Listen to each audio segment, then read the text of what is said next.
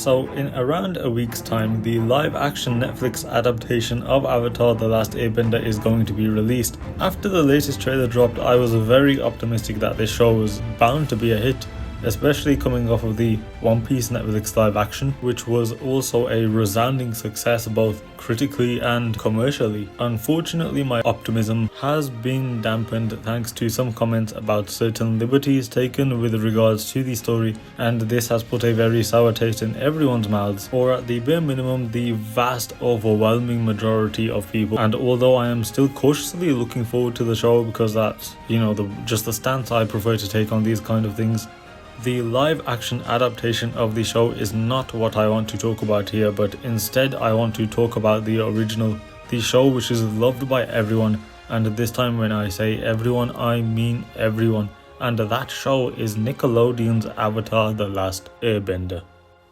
You've probably already gathered this by looking at the length of the video, but I just want to start off by saying this isn't an incredibly detailed deep dive into The Last Airbender, but rather just me and my thoughts why I love the show so much, like an overview so to speak, because if I really wanted to, I could probably sit here for days on end talking non-stop about this show. So with that being said, the first thing I want to talk about is the characters, and as a good starting point there, each and every character that plays a prominent role in the show is necessary. They each have their own role in this series, a spot that only they themselves can fill. You've got the obvious ones like Aang being the key to stopping the Fire Nation, Toph teaching Aang earthbending, Iroh guiding Zuko. That's what you get purely on face value. Take Aang. Even though he is the most important person in the world as the Avatar, his character isn't purely written around that fact.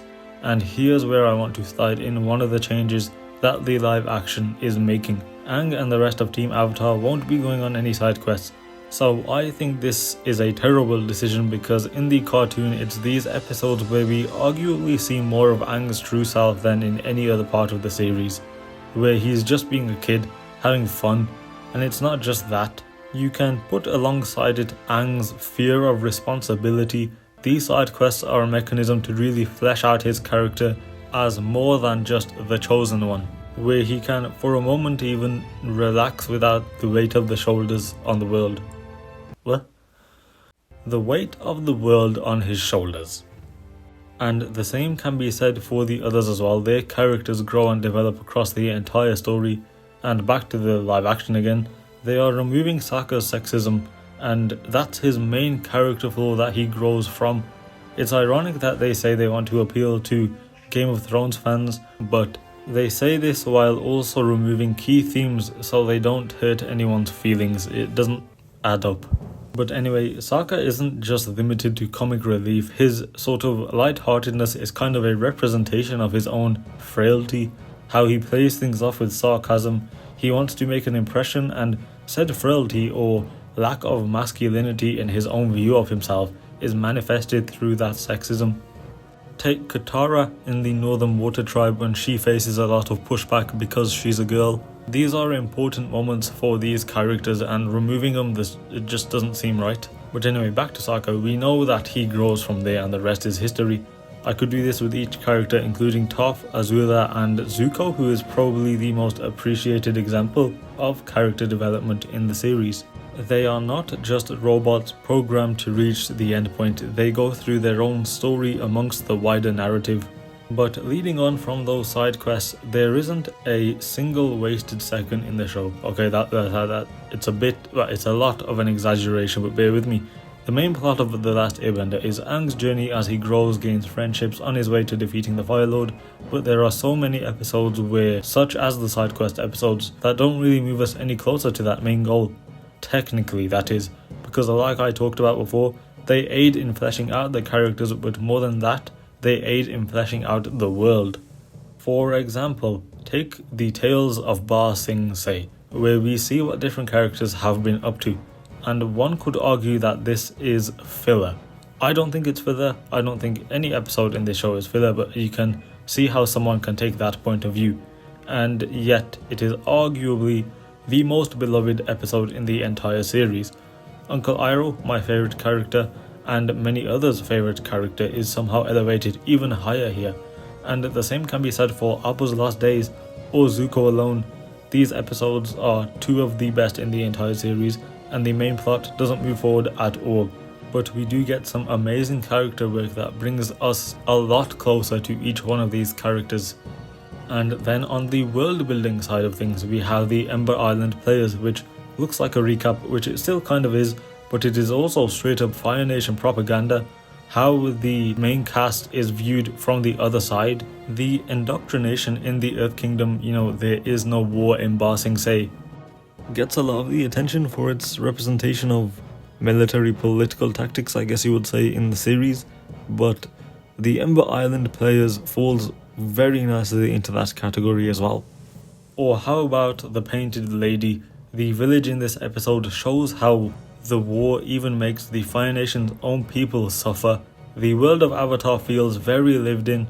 Now, I did say I was exaggerating when I said there isn't a single wasted second, because there are episodes like The Great Divide, but my point is the term filler is pretty much always used alongside negative connotations, but Avatar The Last Airbender proves otherwise to that sentiment. Each episode adds something, and yes, that does include The Great Divide, which teaches its own lesson. And talking about those lessons, this show is a great teacher. Everyone who watches it, or everyone who has watched Avatar, can learn and has learned important lessons from it. And this is irrespective of their age. It doesn't matter how old you are.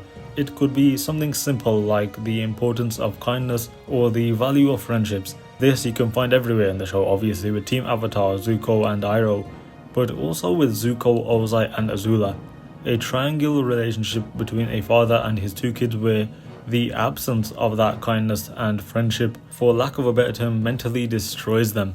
And this is where the path splits, because Zuko is able to recover thanks to him gaining that kindness and those friendships after he opens himself up to it.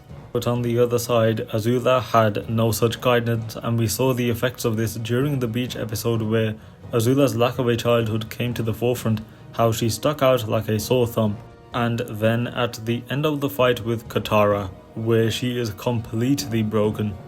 We have the celebration of different cultures. We travel across the world experiencing life there, and each of them were unique and different in their own way, but also they all share one thing, and that includes the Fire Nation, which is their humanity. We learn not to let your shortcomings define you, not to let your past completely control you, not to isolate yourself from everything around you, and that you don't have to be special to be special. And trust me, I am just barely scraping the tip of the iceberg with what I've mentioned so far. There is so much more you can gain from this show. It's genuinely amazing. How many of us fans have wished that we could just sit down and talk with Uncle Iroh, because what we could gain from one talk with this man. And who knows, maybe there are even more teachings in Avatar that we just haven't dug deep enough to find.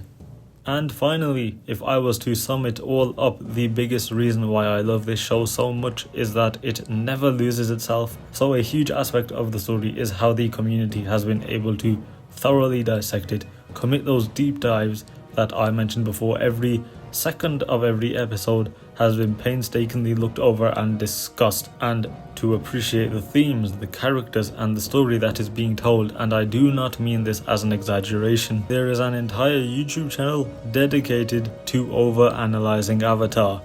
I've watched tons of these videos because they're great videos. They illustrate truly how fascinating the world of The Last Airbender is, how good the show is, how many lessons you can learn from it no matter what age you are. And no matter what age you are, you can watch with the greatest interest or the biggest smile on your face, and yet even with all of that, it's still a children's show. And I would say that that is The Last Airbender's greatest strength. It never forgets what it is. It doesn't try to be something that it isn't. Yes, the story gets serious when it needs to be. When the story demands, the tone will shift. Although there are teachings, it does not overwhelm us with some subliminal messaging, and the fact that the show does not fully lean into that, it comes out on the other side all the better for it. This is why the news of the live action is so strange, because those things are just as big a part of the show as the rest of it, and they are part of why the original is so good. Now, I haven't seen the first live action movie of Avatar The Last Airbender because of how much criticism it received, so I can't comment on any changes it made from the original, except for the memes that are "My name is Aang," and 5 guys slowly moving a boulder across the screen. So let's stick with the original, a show for everyone where you can just sit, smile and enjoy. As a casual viewer or a hardcore fan, as a first time watcher or a 10th time binger, there is no doubt that you will have the time of your life with Avatar: The Last Airbender.